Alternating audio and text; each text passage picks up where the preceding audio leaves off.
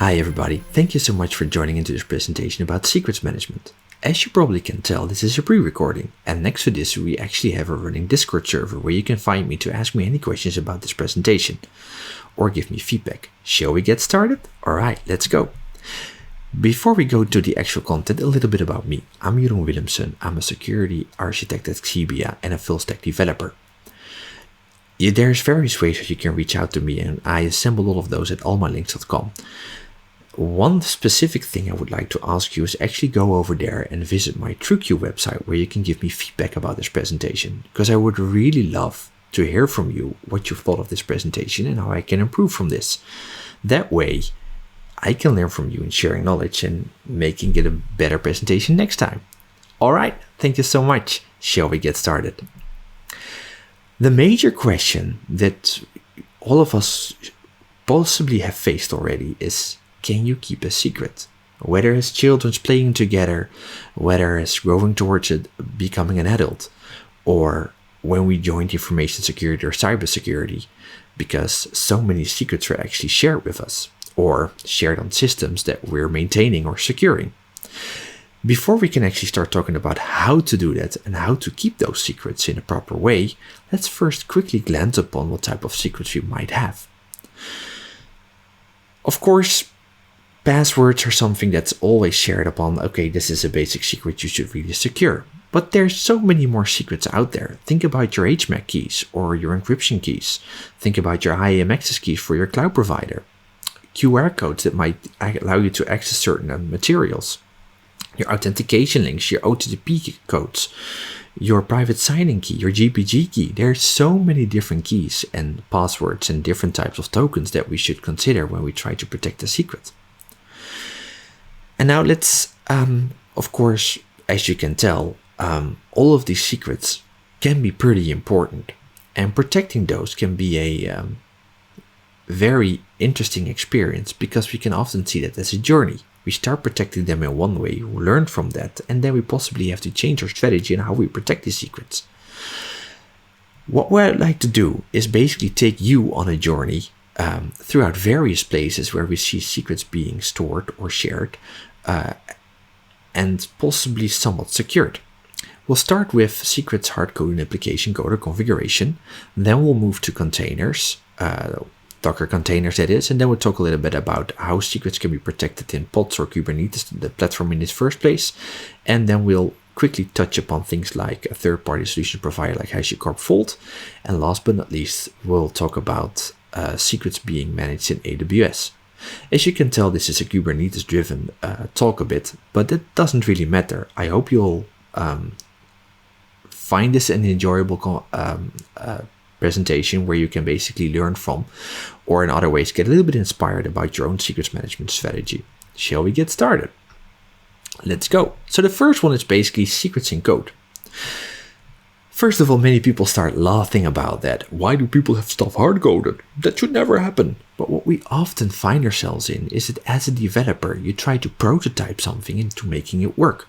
That prototype might actually need a certain password or whatever that's linked to some API being provided to make your prototype work. So what often happens in first is that we just hard-code it over there, and then we basically forget or don't find the time to clean that out. Notice that the code that's currently on the screen is in Java. All of our code is basically based on Java Spring Boot and anything beyond that basically. So here it is. Here's your public Java class called constants, where we provide a public static string password which has a certain value. Funny thing is that we often end up with discussions afterwards with developers saying, hey, but this is running in the backend and nobody should be able to touch that. So why is hard coding a problem?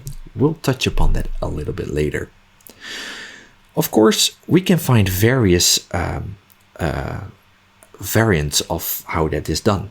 Another one is, for instance, where you use Spring Boot and you use certain annotations like the value annotation, where you actually have then your application or properties or another property file where you loaded the actual value of the secret in.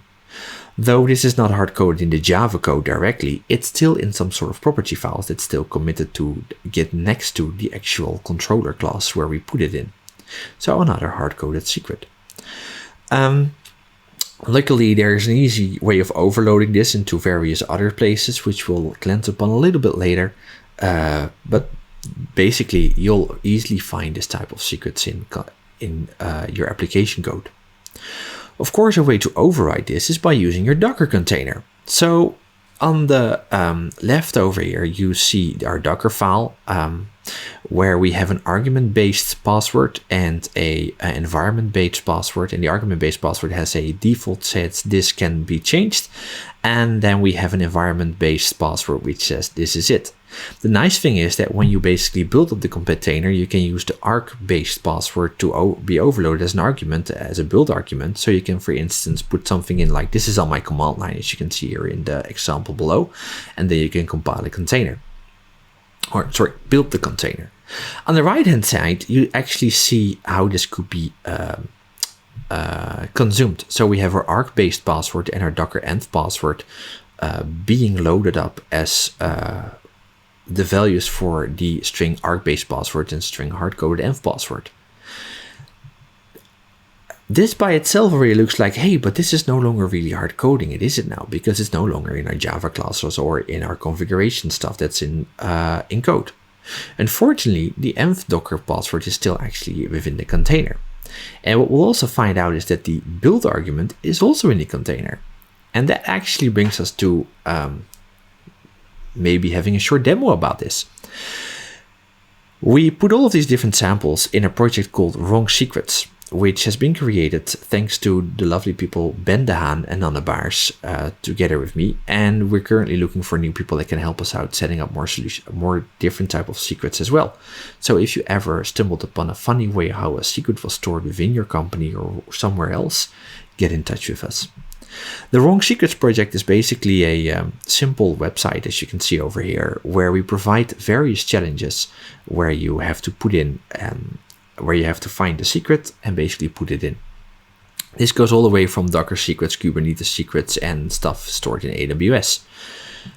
And you find your challenges, you'll be able to get some scoring based on providing the solutions, and that way you can do your secret hunts throughout these different challenges. But before we keep on talking about that, let's go into a little demo, actually, shall we? So over here, we actually see the system being started up. So we'll run a container locally with the first secret loaded inside. We see the Spring Boot application being starting up.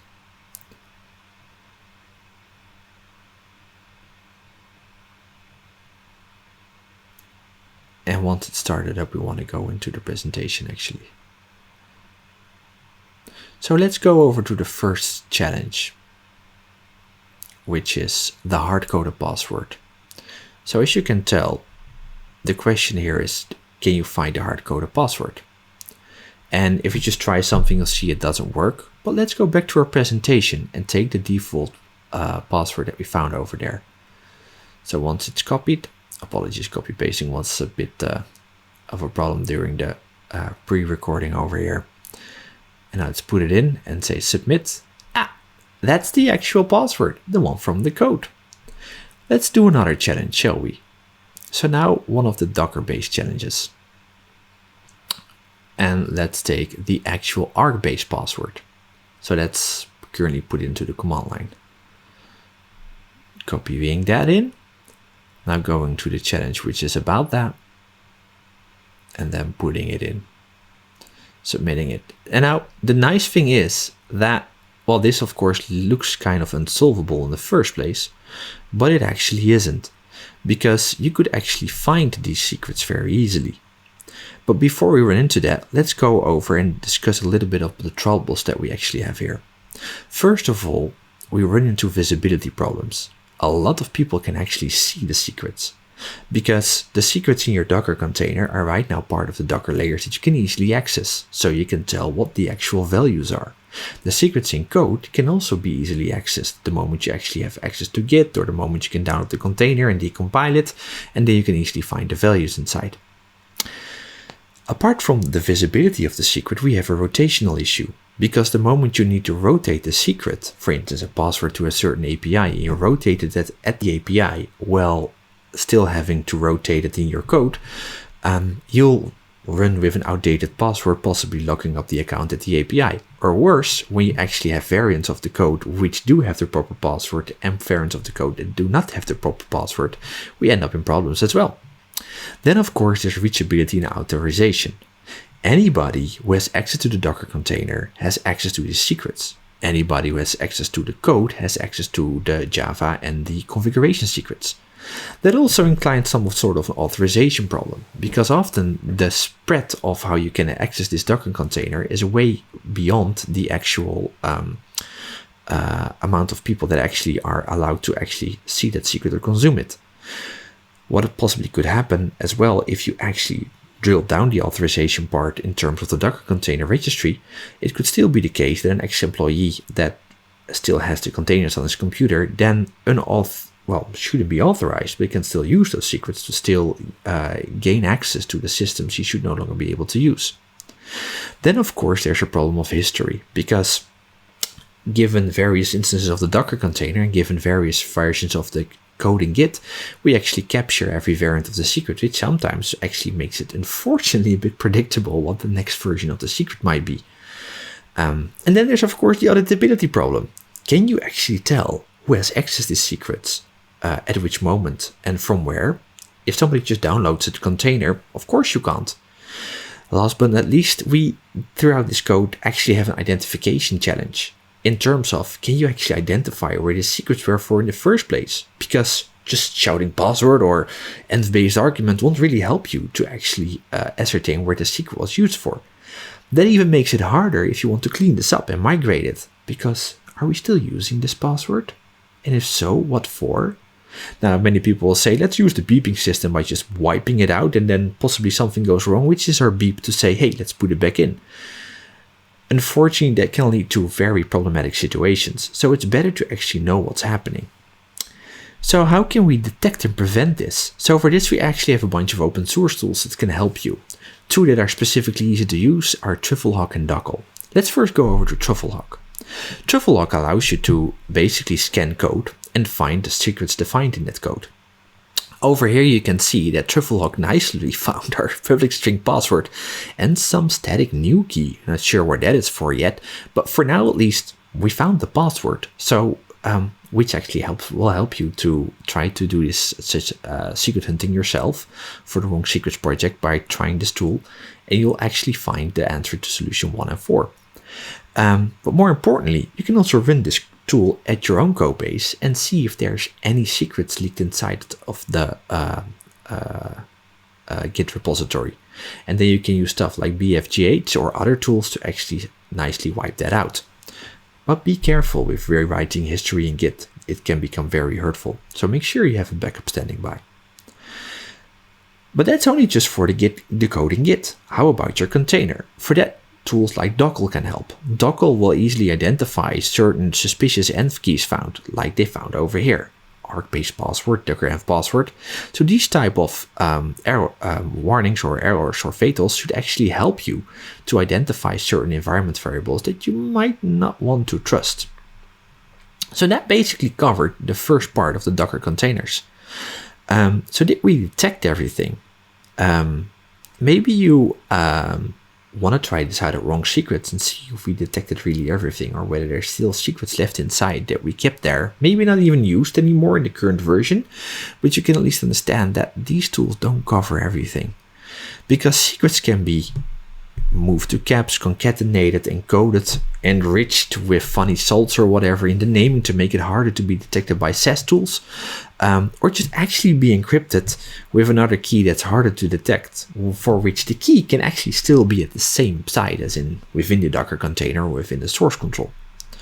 So for this, there's a bunch of tools you could try out, like CodeQL on GitHub or Trufflehawk or many other tools. And I would really encourage you to try those different tools out at your own repository and see if you can actually find stuff you shouldn't or didn't want to commit, knowing what you know right now.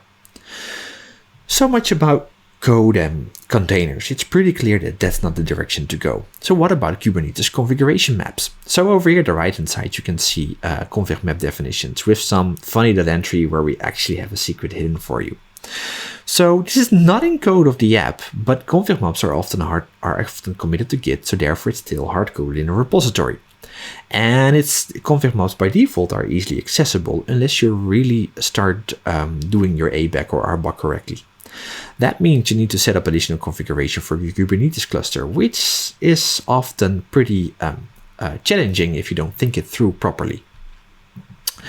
And by default, config maps are not encrypted, and they're just in the storage called etcd by default. And if you want to secure that, you still have to start encrypting etcd, which requires additional work. And over here, you can really recommend to put some metadata in. That's actually something you can put in there easily. You already see some metadata, but luckily you can add additional free fields as well, luckily, where you can actually identify where this secret is for. So migration becomes a little bit easier. If you want to know a bit more about this or try this out and see how this could possibly go wrong, please try challenge number 5 of the wrong secrets application. So config maps are really not the way to go. Kubernetes secrets have been actually created to do this. With the single purpose of holding a secret. On the right hand side, again, an example of a Kubernetes secret. The nice thing is, as you can see at the data, the variable funny here, which is holding a secret, that by default all of these secrets are base64 encoded, which means that it becomes very easy to actually put something encrypted over there. And the nice thing is that it's really making sense, because isolating secrets makes sense in terms of files and using your ABAC or RBAC correctly, and making sure that this Kubernetes secret can only be used in the namespace by the services that actually require it. That still requires quite some effort, but it becomes easier to think of it in the ways that you are recommended to by the people behind Kubernetes. Secrets can be encrypted, but that's again a bit challenging if it comes to, for instance, key lifecycle and other stuff that happens within protecting it properly. And the problem is still, when your Kubernetes cluster is compromised, it's still easy to obtain the secret then. Which basically means that you have to secure your cluster in a proper way, and that you continuously have to audit it for making sure that there's no easy step up from compromising a pod all the way to its secret, or secrets from other pods from that matter. And of course, we still have our identification, rotation, and expiry challenges, because we have to make sure that the secret itself actually contains the right value, that we have enough metadata inside that we know why the secret is for, and that the moment that the secret expires, that we do update our Kubernetes secret. That sounds already a bit easier than having stuff directly in code, because given the whole RBAC, ABAC, we can actually solve the authorization problem. We can have proper access logging in place so we know who actually visited the secret. So there's a lot we can do with this, which makes this a great basis for your secrets management in the first place. Given all the errors you can make, I would like to invite you to try challenge 6 from the Wrong Secrets project, where you can see how easily you can mess this up. So if you want to stick to Kubernetes secrets, make sure you configure RBAC well. That means use your least privilege principle. Make sure people just can't access secrets directly. Make sure that services can only run in the namespace they're designed to, and make sure that pods only are in the place that they really need to be. And on top of that, make sure that secrets can only be accessed by those entities that actually consume or produce them, and nothing else. Have your secrets metadata in place, so it becomes easier to migrate this to some other solution, because everything in IT, of course, is a bit in flux. And when you actually migrate away from a certain API that you need a secret for, that you know that you can ditch this specific secret because you know it's related to this API. Make sure that your basic storage called etcd is encrypted. Make sure that you actually enforce the string and security context with emission controllers, or if you're still on an older version of Kubernetes, have PSPs in place to make sure that whenever a pod is compromised, that doesn't mean that the worker node gets compromised immediately, or that it's easy to do other type of lateral movement towards other secrets than those that should have been exposed to the compromised pod. Harden your worker nodes. That's very important. But I don't want to make this a presentation about hardening Kubernetes. There are plenty of beautiful resources out there to watch out for. Please just Google them and you'll find your way. And if you can, automate the rotation of your secrets. Make sure they don't get stilled. Last but not least, have regular security validations of your complete setup. Your secrets are the diamonds in your cluster, and at some point they're just the key to the other diamonds in your cluster, which is the actual data that we're trying to protect. Alright, so much for Kubernetes Secret, a lovely place to be and a lovely place to work with some challenges that can actually be quite well managed. How about third-party providers like HashiCorp Vault? So here you can see a little bit of an example of an HashiCorp Vault setup. And before we go into details over how HashiCorp Vault works, let's just go over a few of the things that it can do for you. It can do secret management, where it can manage your static secrets or dynamic secrets that can easily be changed. It actually has credentials as a service, so you can configure backends to connect to it.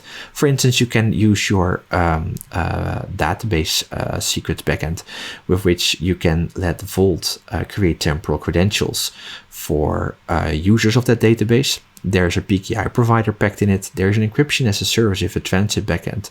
The secrets by itself are versioned. There's a huge auditing system involved, which allows it to make it which makes it very easy to basically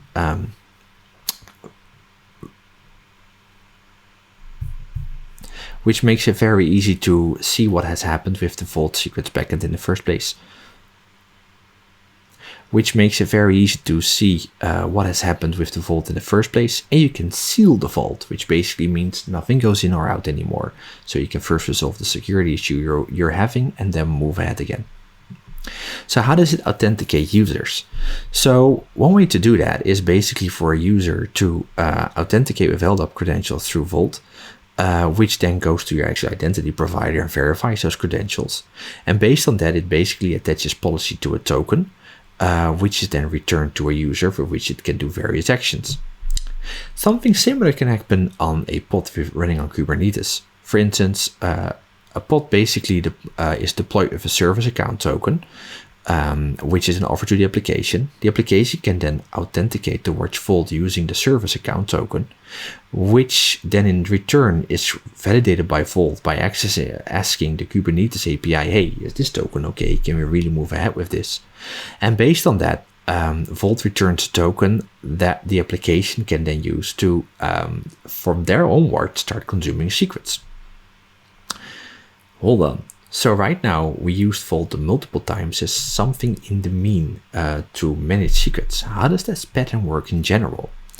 So this doesn't just apply to HashiCorp Vault, but to quite some secrets management services in the first place, also for those in the cloud. Basically, we have a consumer of a solution. That could be your service that requires a password or a access key towards a database. Then we have a solution that requires authentication, for instance, that given database. The main secret management solution basically provides the authentication means towards the consumer of a solution to let it authenticate towards the solution that requires that authentication in the first place. That is often done by providing temporal credentials set up by the main secret management solution at the solution requiring out. So for instance, the database gets a temporal role, which can then be provided back towards the consumer. But in order to do that, the main secrets management solution needs some sort of temp credential solution that's based on a longer living credential. Because if you want to create new temporal roles for the consumer of the database, that means that you as a secrets provider need to have a longer living credential living at the actual database in order to create those various roles.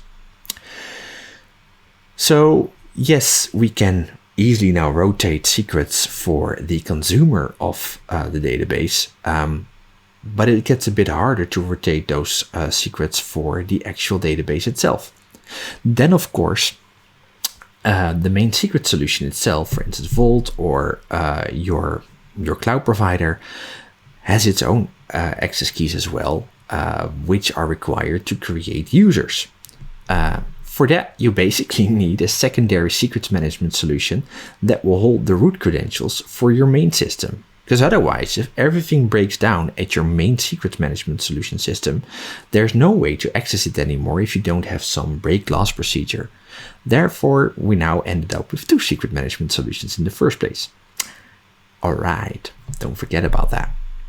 And again, there it holds. Make sure you can easily spot how it's been used, by who it's been used, that it's auditable, that you can rotate the secrets inside the secondary secrets management solution.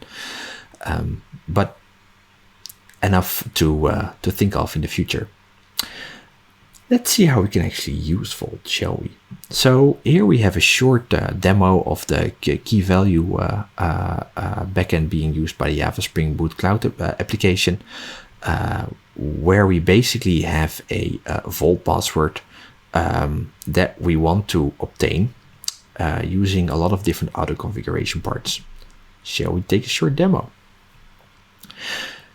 So if you look at the wrong secrets repository, you can basically see how to start this up.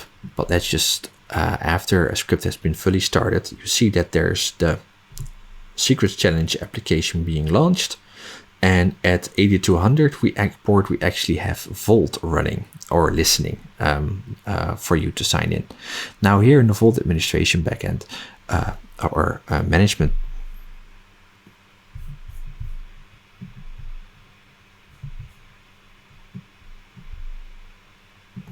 so as you can see over here, we actually have the secret management solution running, and at port number 8200, we also have the port exposed for Vault, where you can actually go into the administration. There you can see that there's a secret created, and there's Kubernetes authentication configured as well. So we have some basic default configuration set up over here, and there's a secret challenge application role which can access certain secrets. Then on the policy, to basically make sure that that role can access that stuff, we allow the secret challenge to read 2 different paths where we basically store the secrets. On that path, the secret challenge path, you can find the Vault password which has a given value. Then once we take this value,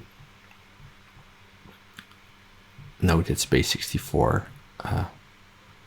encoded, and this is actually an old version of the secret challenge app where when we used it for our all-day DevOps talk from code to Vault.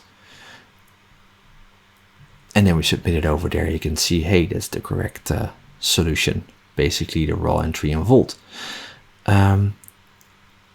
As you can tell over here, there's the deployment, and then here there's some bunch of bootstrap properties and the actual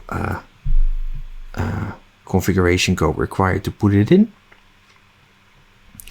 Note that this is already a bit older, but over here you can see we use a service account token to authenticate towards a given Vault instance. As you can see, you can also use the Vault token to directly authenticate towards Vault, but that's something I really don't recommend.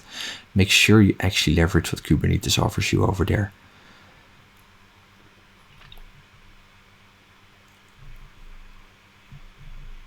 And for now, for the sake of time, let's move ahead a little bit. More of it will be explained at the Wrong Secrets project itself. The nice thing, because the service basically uses leverages the Kubernetes service token offered to it, we can now make sure that we actually, from a service perspective, covered authentication authorization. And the nice thing is that with Vault, we can also make sure that from a consumer level, we can also do authentication authorization in a proper way, because you have to authenticate towards a given LDAP. Note that in our demo, we're using Vault tokens directly that are generated when setting up Vault in the first place. That's of course a very bad idea, because a token doesn't tell anything about who has set it up and whether he's still authorized to access that particular secret. We have auditability in place, of course not during this demo, but what you could normally do is forward all of that stuff to ELK, and there you can see what happens. And a nice thing is you can also audit the actual configuration, because everything is covered, the whole configuration of Vault is covered in HCL, and with that you can actually configure the policies, the resources, and a lot of other different things that allows for easy auditing. We also have temporality covered, because by default some of those temporal secrets are actually only there to be for a given session and then invalidated again. And a nice thing is that it's also very easy to actually rotate the secrets in the KV backend and make sure that they're versioned so you can move ahead. And another nice thing about that is that you can also put metadata inside so you can see what is going on with them.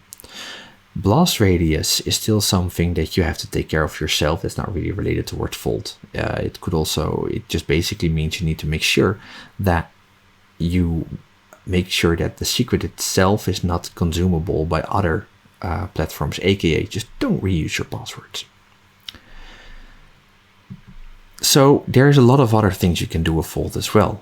You could, for instance, allow temporal access to AWS or another cloud provider. Make sure you have temporal credentials for your services and users of databases. Use PKI. There's so many things you can do with that. So that makes it actually quite of an interesting one-stop shop for all your secrets management. The problem, of course, with that is that it can become quite challenging, because if you put all of these different secret management procedures into one product, you end up with an extensive HCL repo, additional Kubernetes or Terraform code to further provision it in the future, or other type of code in terms of how you can configure or deploy it correctly.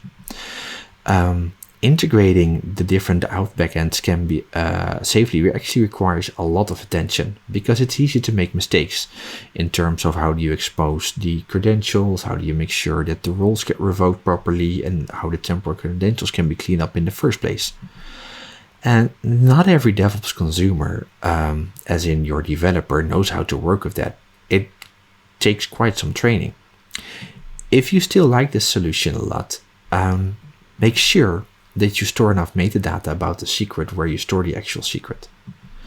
Make sure that you have backups in place, because the storage where Vault is running on could be damaged as well. Vault, well, like I mentioned earlier, we're using root tokens to use the Vault in the wrong secrets project. Make sure you don't need those root tokens anymore, because they're too powerful and they are not related to any person in the first place. And even when they are, in a certain way, it's still hard to track whether that's actually being used by that person or by somebody else who has obtained the root token. So get ready for having your master secrets secured in your secondary secrets management setup. And you still need to harden the environment where Vault runs on. That means if Vault runs on Kubernetes, well, we just talked about that, right? What you have to do over there. If it just runs as a cluster somewhere else, make sure you harden the cluster, the network, and everything that's provisioned alongside with it. And credential-related backends can still be challenging, and there's so many more things that can actually be challenging with this. That doesn't mean it's a bad solution. Similar like Kubernetes secrets, it can be used very well, but you do have to take into consideration all the different challenges that you might end up with and prepare for those. And well, as a little bit of a show how problematic it can be, if we scroll down on what we just showed previously, you'll see that there's actually a lot more being committed to Git. In fact, we committed some of our root tokens for Vault, so you can see that you're possibly not the only one that might have root tokens for Vault in Git. Make sure you get rid of those, invalidate them. So enough about Vault. Let's move to something else. Shall we move to the cloud? So the examples we're going to discuss today are based on AWS. Of course, Google and Azure are on their way for the wrong secrets project in OWASP. But they're kind of similar.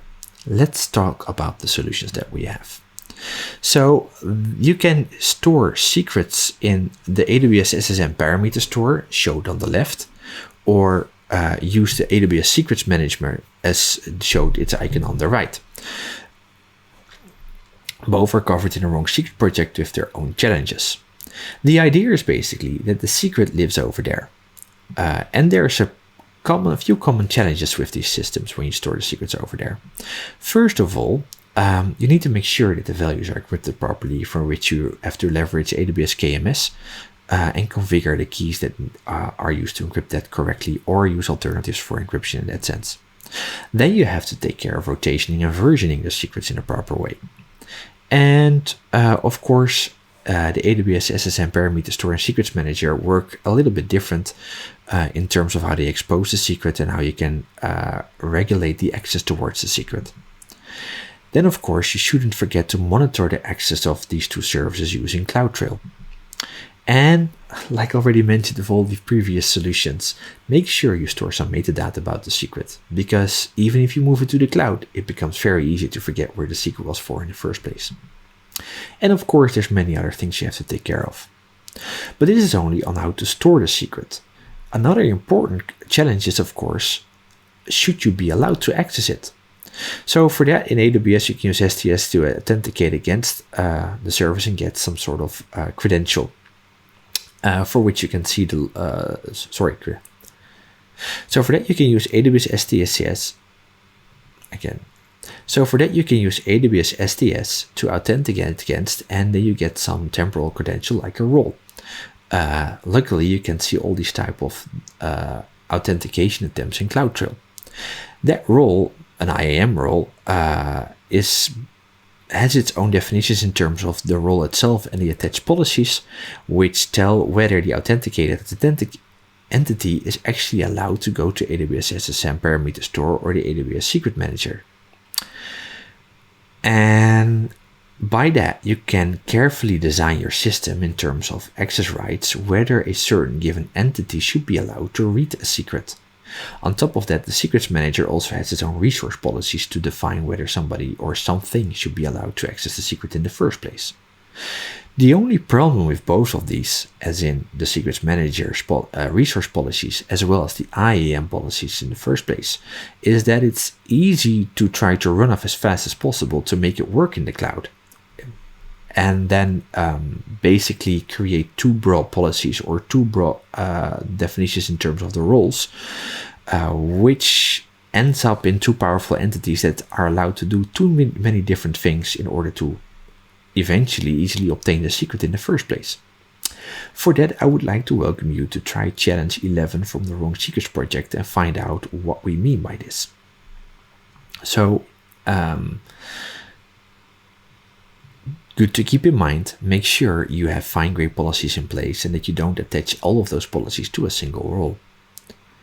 And then, of course, the question is, if you look at your setup in AWS, assuming some sort of EKS or Fargate solution, at what level is an entity allowed to go there?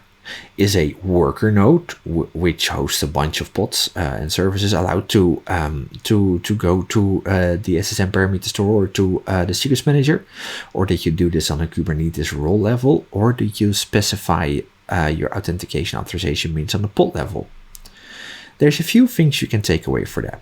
The first thing is, the closer the authentication is done towards the actual backend service in place, so for instance, the specific pod that hosts the container that requires the secret, the more secure it becomes because the harder it becomes to compromise. This also means you have more work to do because you need to set up those fine-grained access policies. You need to make sure that the specific backend service running in that pod is actually able to get the secret. So there's a lot more work involved. Next, you have to make sure that the secret is, of course, only exposed to the pod that really requires it. Of course, the next thing that we need to take care of is how do we instruct the cloud to create, set up, and configure these services, as in AAM, STS, the secrets manager, the parameter store, and your EKS cluster. You can do that by clicking around in the console, but it's a far better way to use infrastructure as code to do so. Unfortunately, there might be a few problems with that, because you might also try to use infrastructure as code to actually insert the secret. This can be done in various ways with various providers for infrastructure as code to actually resolve this in a proper way. But we created a nice challenge number 9 in the Wrong Secrets project, which shows how to not do this basically. Go ahead and try it out and see what actually happens in Terraform if your secrets end up in Terraform state, for instance. And then, of course, how do you authenticate? And there we go back to the old problem. if you want to authenticate to basically set up the infrastructure, you again need to store those secrets somewhere. Do you see how this continuously keeps on moving? Make sure that you secure those secrets. And that's also one of the things. For instance, if you use infrastructure as code from, for instance, a pipeline to make this work, you also have to secure your pipeline in order to, or that is your CI/CD pipeline, with which you basically provide the instructions to your cloud provider to set up the infrastructure. As you can tell from our Wrong Secrets project, we didn't include those in the GitHub actions because it's easy to make mistakes and it's very easy to let the secret slide somewhere so that other people in name of the CI/CD pipeline can use those secrets to then build up infrastructure within your own cloud or destroy it. That doesn't mean it's a bad idea to use your CI/CD pipeline to set up your infrastructure. It's actually a great idea, but it requires careful attention based on the stuff that we just shared with you to make sure that the secrets used to authenticate towards your cloud provider to set up your infrastructure are kept well and kept secret. So let's just dive into one of those infrastructure as code challenges, shall we? So going back to our little Wrong Secrets project, let's do a little challenge number 9.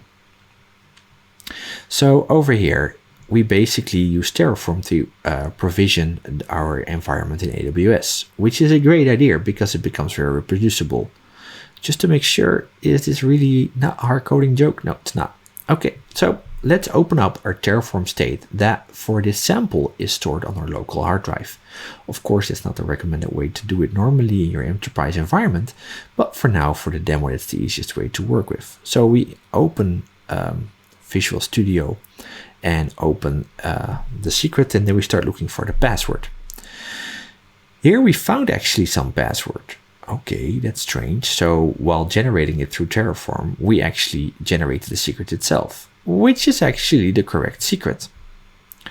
So the reason that that worked is because we used the Terraform provider for the secrets manager and the AWS SSM parameter store that does not encrypt the secret.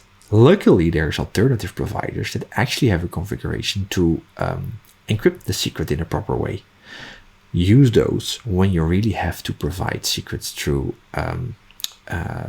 infrastructure as code in this way.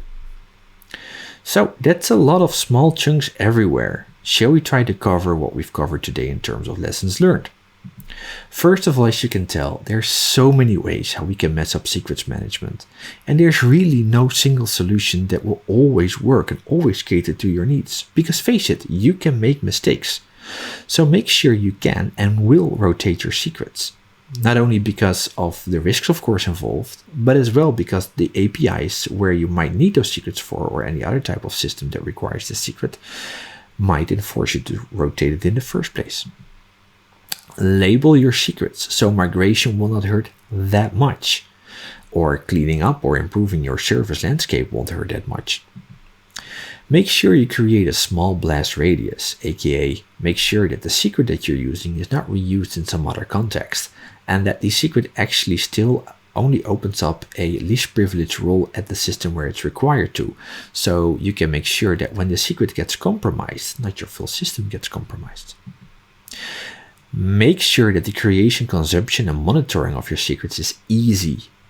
If anybody in your organization that needs to work with this has troubles understanding it, start revising your secure secrets management solution. Start revising your security procedures around them and see if you can make it workable and simple. Because if it's not simple to everybody, it becomes hard to use. People actually try to bypass it, and you possibly might find those beautiful yellow stickies attached to monitors at people's desks at home or in the office when we're all returned again after COVID, with the actual secret in there. Make sure you have security and break clause procedures in place whenever this primary secrets management solution starts to fail. Make sure that your secrets are actually short-lived where possible. And of course, there's so many other things. Storing secrets encrypted is one thing.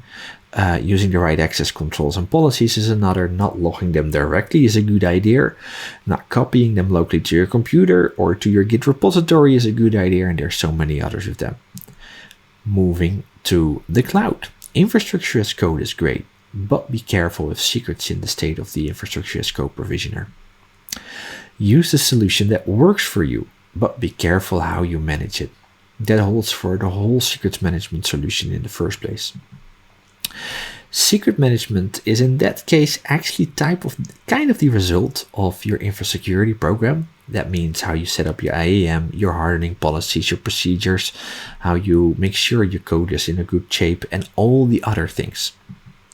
So that basically means it's a journey. You always have to upgrade. You always have to improve, because there's always stuff that you might made it a little bit too easy to obtain the secret. And you will always need that secondary secrets management system, because you need to, of course, secure the root secrets of your primary secrets management system in the first place. And learn from us from our GitHub actions. If you don't have time to harden the pipelines, or that is your CI/CD pipeline, secrets have no place in there. Luckily, there are various resources on how to harden your CI/CD pipeline in a proper way, which will then allow you to easily inject the secrets over there and start using your pipeline to its fullest potential. If you have any questions, feel free to ask them through Discord, as you can find at this page. If you want to have the slides in a later stage, we'll also be sharing them at the conference, and we'll share them via Twitter. Feel free to get in touch with us. Thank you so much for your time.